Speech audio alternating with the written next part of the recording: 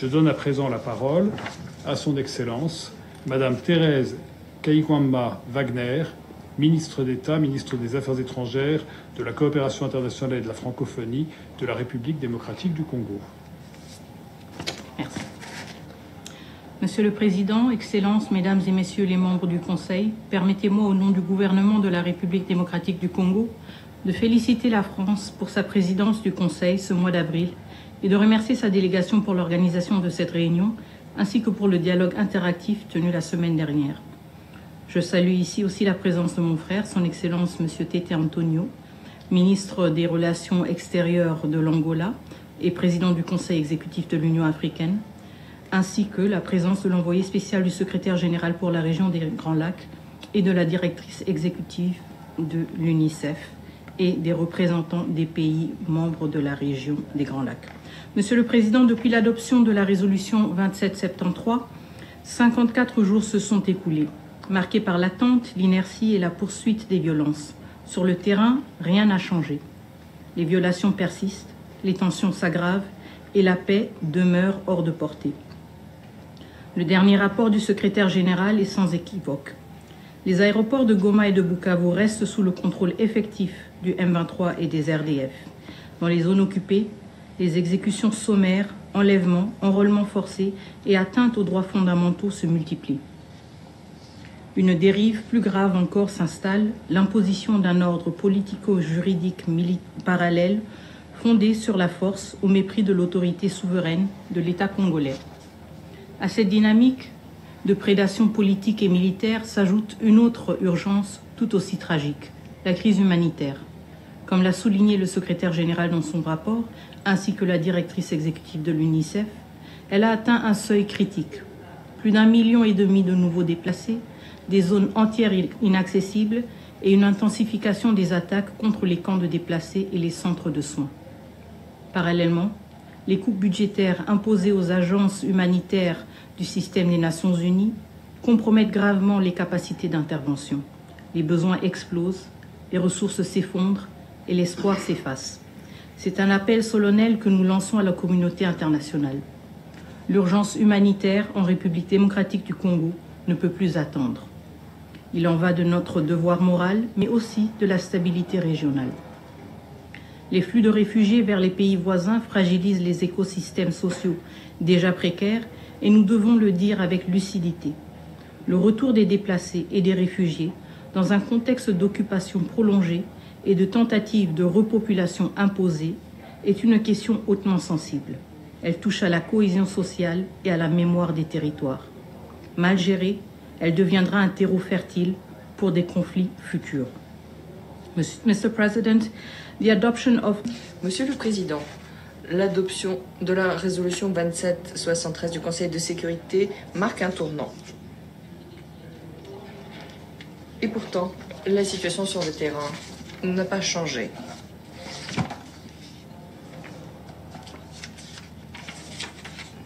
La coalition RDF M23 continue ses violations comme si la volonté du Conseil ne s'était jamais exprimée, comme si la résolution était vouée à rester lettre morte. Nous ne sommes pas du même avis. Cette résolution est un instrument vivant, voué à protéger des vies, à restaurer la légalité, à préserver la paix. Des millions de vies dans l'est de la RDC attendent toujours sa mise en œuvre intégrale. Dans ce contexte, l'élan régional doit être renforcé et placé sous le signe de l'unité. Nous nous félicitons des efforts inlassables du président João Lourenço, le facilitateur désigné par l'Union africaine, dont le travail sans relâche a aidé à préserver le dialogue politique malgré de nombreuses impasses. Nous nous félicitons également de la désignation toute récente du président Faure Essozima Gnassingbé de la République du Togo en tant que nouveau facilitateur. La République démocratique du Congo soutient pleinement cette transition qui marque un engagement renouvelé à promouvoir ce processus au plus haut niveau politique. En parallèle, nous voudrions remercier l'émir du Qatar de ses efforts inlassables pour soutenir les efforts régionaux. En parallèle, nous nous félicitons des efforts menés par la CAE et la SADC conjointement, notamment grâce au sommet virtuel qui a eu lieu le 8 mars 2025. Ces initiatives régionales sont précieuses, mais elles doivent maintenant être rationalisées et structurées autour du processus singulier mené par la médiation de l'Union africaine. Seule une coordination centralisée, appuyée par un leadership africain fort et reconnu, permettra de ne pas diluer les efforts déployés et contribuera à la crédibilité de l'engagement régional. Cela nécessite également un soutien international cohérent. Le bureau de l'envoyé spécial de l'ONU pour la région de Grand Lac ne peut plus se limiter à un seul instrument. L'accord cadre pour la paix, la sécurité et la coopération de 2013. Ces limites sont désormais bien connues. C'est quelque chose qui doit être reconfiguré avec un mandat clair, ancré, non pas dans un seul accord, mais dans les réalités du terrain. Son rôle est essentiel. Anticiper les crises, soutenir la médiation africaine et assurer un alignement entre l'initiative régionale et la riposte internationale. L'ampleur des défis sécuritaires, des menaces transfrontalières, l'effondrement des mécanismes de confiance, le fait que l'impunité soit bien trop ancrée, tout cela nécessite un bureau pleinement opérationnel, légitime, renforcé. Mais nous devons également le dire clairement. Aucune des décisions émanant des processus régionaux n'a été mise en œuvre. Ce n'est pas simplement une question de faiblesse institutionnelle. Cela reflète un refus répété de tenir les engagements.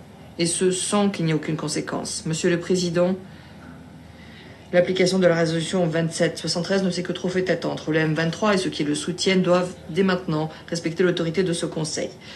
En se retirant de manière immédiate, pleine et inconditionnelle du territoire congolais. Cesser toute obstruction aux opérations humanitaires et ne pas empêcher la mise en œuvre du mandat de la MONUSCO. Cesser toutes les attaques contre les civils, les camps de personnes déplacées, les hôpitaux et les écoles. Ces mesures sont parfaitement claires, mais elles resteront inefficaces sans mécanisme de vérification clair. Comme le souligne le secrétaire général dans son rapport, les violations perdurent en toute impunité. Et les mécanismes de vérification régionaux soulignés dans le processus de Luanda se sont révélés inefficaces, largement en majeure partie à cause de la non-participation de certains États. La RDC propose l'établissement d'un mécanisme de surveillance renforcé, ancré dans les structures existantes du Conseil, du groupe d'experts, au titre du régime de sanctions 1533, travaillant en coordination avec la MONUSCO et l'envoyé spécial pour la région des Grands Lacs, pourrait se voir chargé de produire des rapports réguliers et vérifiables basés sur des indicateurs clairs, rapports qui seraient officiellement transmis au Conseil et au comité de sanctions. Un tel mécanisme donnerait davantage de valeur et d'efficacité à la résolution, viendrait la rendre plus efficace et donnerait au Conseil un outil concret pour assurer la responsabilité de chacun. Une surveillance sur le terrain, notamment pour les cessez-le-feu et pour ce qui concerne la mise en œuvre des résolutions du Conseil, est au cœur du maintien de la paix des Nations Unies. La MONUSCO, dans ce contexte, est l'outil le plus approprié, le plus capable du Conseil sur le terrain, pouvant s'assurer de la mise en œuvre des résolutions du Conseil sur le terrain. Nous condamnons fermement les tentatives répétées, infondées et indignes de s'attaquer à la légitimité de l'ONU, de ses missions, à son leadership. Il s'agit d'attaques soutenues par le Rwanda. Ce deux poids, deux mesures est inadmissible. Un État ne peut pas, d'une part, être un pays fournisseur de contingents aux opérations de paix, bénéficier de la désignation d'un représentant spécial, le secrétaire général, et en même temps mener des campagnes de diffamation contre les Nations Unies tout en profitant de sa légitimité pour préserver son appareil militaire et pour sauver ce qui reste de son réputation internationale. Résolution 2773, certains acteurs se sont déjà mobilisés en imposant des sanctions ciblées contre le Rwanda et le M23. Cela mérite d'être salué. Une décision du Conseil ne peut rester sans suite, en particulier lorsqu'elle est ouvertement violée par un État qui contribue pourtant aux opérations de maintien de la paix. Fort de ces mesures, le Conseil doit désormais faire respecter sa propre décision. L'expérience le montre. Les sanctions ciblées et la pression politique fonctionnent. Elles modifient les rapports de force, réduisent les soutiens extérieurs et favorisent les ajustements de posture. Il est temps de les intégrer dans une réponse multilatérale structurée. Et demander des comptes ne devrait pas valoir une menace. Personne ne devrait être envoyé en enfer pour avoir défendu la Charte des Nations Unies. La République démocratique du Congo recommande ainsi de constater formellement le non-respect de la résolution 2773 par le Rwanda, de mettre en place un mécanisme de suivi assorti de mesures coercitives progressives, de sanctionner la chaîne de commandement des RDF et des décideurs politiques responsables, de révoquer le statut du Rwanda comme pays contributeur de troupes, d'imposer un embargo sur les minerais rwandais issus de l'exploitation illégale en RDC et d'instaurer un régime de notification obligatoire sur les transferts d'armes à destination du Rwanda. Ces mesures sont fondées dans les faits, le droit et le mandat même du Conseil de sécurité. Sans ce fait palpable, il est fort évident que le Rwanda et le M23 puissent entraîner la perte totale de l'autorité de ce Conseil, non seulement aux yeux des populations congolaises meurtries depuis 3 décennies, mais aussi aux yeux de toutes les nations du monde qui croient encore à la mission universelle de ce Conseil. Monsieur le Président, Mesdames et Messieurs les membres du Conseil, alors que ce Conseil délibère, les populations de Goma, de Bukavu, et de l'Est de la République démocratique du Congo en général subissent chaque jour les conséquences de l'inaction. Elles ne sont pas oubliées, leur souffrance est visible, leur résilience force le respect, leur dignité demeure intacte et notre unité nationale inébranlable. Avant que l'espoir soit ravivé par la résolution 2773 ne s'éteigne, la République démocratique du Congo appelle ce Conseil à décider sans délai des organes chargés de son exécution, évaluer clairement les conséquences de non-respect, y compris par des sanctions ciblées, et mettre en place un mécanisme de suivi garantissant la redevabilité et la cohérence de la réponse internationale. Alors que ce Conseil délibère, les populations de l'Est de la République démocratique du Congo continuent de subir les conséquences de l'inaction. Monsieur le Président, Mesdames et Messieurs les membres du Conseil de sécurité, je souhaite conclure cette intervention sur une note de mémoire. Avril est un mois de recueillement, celui où nous commémorons le génocide rwandais, le génocide contre les Tutsis. Ce drame a, à juste titre, marqué la conscience mondiale. Mais il a aussi déclenché une autre tragédie, plus longue et souvent tue, celle du peuple congolais. Depuis 30 ans, l'Est de la République démocratique du Congo subit les répliques de cette horreur initiale. Il a absorbé, seul, le choc d'une instabilité régionale née de la fuite des génocidaires, de la prolifération des groupes armés et d'une logique de représailles sans fin. Cette situation trouve son origine dans les décisions, entre autres prises en 1994 par la communauté internationale, sous l'impulsion du Conseil de sécurité, à travers notamment la résolution 918, qui a encouragé les autorités zaïroises d'alors à ouvrir leurs frontières pour accueillir les réfugiés rwandais. Ces décisions, prises sous la pression de l'urgence humanitaire, ont eu pour effet d'importer le conflit, permettant à des responsables du génocide de se retrancher à l'intérieur de notre territoire. Depuis lors, la République démocratique du Congo est caractérisée par des cycles récurrents de violence et d'ingérences violentes, initialement justifiées par des préoccupations sécuritaires, mais éventuellement motivées par des gains économiques et l'exploitation de nos ressources.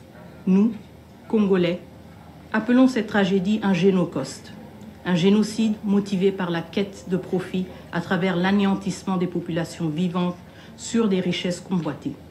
Un projet de terreur et d'effacement humain, toujours à l'œuvre dans nos régions les plus riches, sous des prétextes sécuritaires détournés. Sortir de ce cycle exige plus que des résolutions. Il faut reconnaître l'humanité et la souffrance de l'autre, même lorsque les récits divergent.